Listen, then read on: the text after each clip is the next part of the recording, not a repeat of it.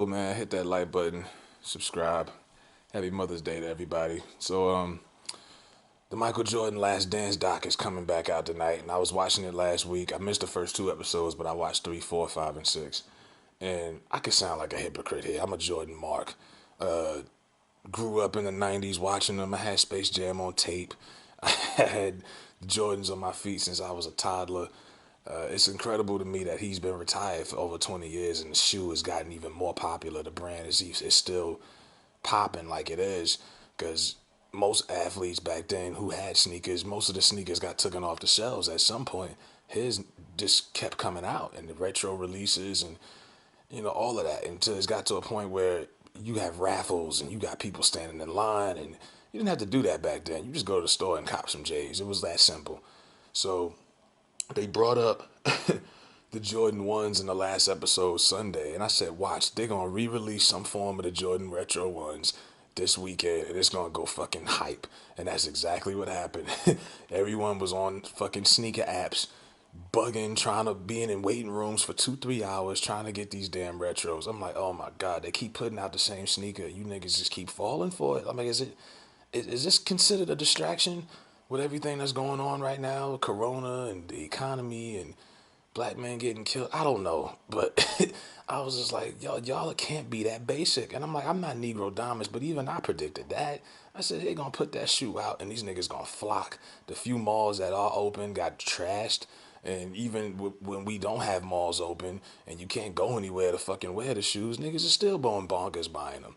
And who am I to tell you not what to buy? Because like I say, I have Jordans too, but I don't know. I'm not going out of my way to go get them and shit like that. I had it growing up. It's nothing to me. But when they go back and do this documentary and they go back to comments Jordan made like 30 years ago when he's talking about, I think it was a black senator or something who was trying to run for North Carolina and he wanted Jordan's support because Jordan was the biggest star in the world at the time. And Jordan told him, I don't do politics. He says, Republicans buy sneakers too. Now, these were comments he made in like 91. It went viral then, but not as viral because, like I say, it was kind of like local North Carolina shit. This is before 24-hour sports coverage, social media. The comments went re-viral last week, and what happened 7 days later, they put out another sneaker. Everyone goes crazy. There's certain people in our community that get way too many passes, and I'm saying this as a Mike fan. People like Oprah. Oprah always got way too much. She can do no wrong up until recently. Jay-Z to me is the same way up until the NFL deal. Beyonce in a similar way. She hasn't really done anything criminal or whatever, but we have this image of her that she's perfect. She can do no wrong. Mike is the same way. And in a lot of ways, Michael Jackson too. We have certain people that we look up to celebrity wise growing up that we just think can do no fucking wrong. They're above criticism. And Mike is the first global black athlete who didn't do half as much from a humanitarian standpoint as Jim Brown or Muhammad Ali. He'll never be what they was as far as what they did for the people.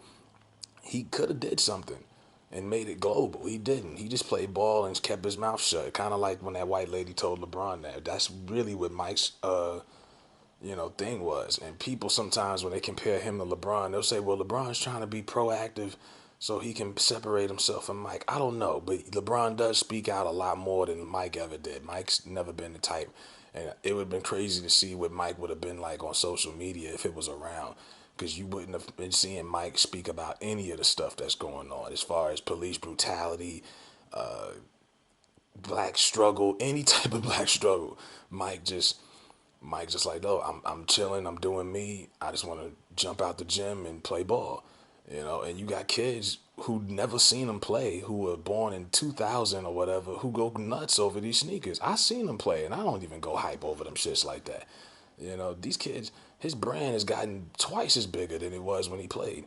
And Mike never wore those shoes outside of him being off the court. He only wore them to promote him when he played. You see Mike in 2020 somewhere at a golf course or at any Bobcats or Hornets game, he's got on penny loafers. Mike don't even wear those fucking shoes. And everyone goes crazy over him. And look, I'm not hating because, like I say, I'm a Jordan fan. But we have to keep the bar set to everyone. There's no higher, there's no lower standards for certain people. It's like the people that are up high the most, we tend to have low standards. You know, we oh they know it's okay. It's no, it's not. You got to call them out. Right now, any black person co-signs Donald Trump, we call him a sellout. But then there's certain black folks that could just do no wrong in our eyes, and that shit frustrates me. It's like, but because he won 6 rings, he's above criticism. You know, because Jay-Z did this and that. I'm like, yo, y'all gotta cut it out. Everyone has to be held to the same standard. I remember Tom Brady, white quarterback, had the Magna hat in his locker, and everyone wanted to cancel Brady. Let's say Jordan had that same shit. I bet you niggas just would have looked it off. It's certain shit like Jordan can do no wrong. And a lot of the same stuff that Jordan has done and other players have done and mimicked, they got clowned or roasted for, and Mike gets a pass. And it's like, how long does we give Mike a pass for saying stupid shit? And even when they bring up like kids getting killed over his sneakers, he says little slick comments in the past like, hey, I ain't got nothing to do with that, yada, yada, yada. He doesn't really try to take any responsibility for any of that. So, like I said, I'm just saying this to say, like, we have to, everyone has to be held to the same standard. I don't care how prosperous or glorious somebody is or how much they were a childhood hero. Wrong is wrong. You know, and as far as the hype goes, like I said, you want to keep buying the same sneaker every, all the time, go ahead. I just don't see the hype in them. Like I said, I've had the ones, I've had the threes, the fives, I could go on the nines, the 11s. I know what it's like to be that only kid in class with the new J's. I know what it's like, but damn, in a pandemic, where you gonna wear them at? You know what I'm saying? I don't get it, bro. I don't get it. And like I say, Jordan really don't rock with you niggas like that. He really don't.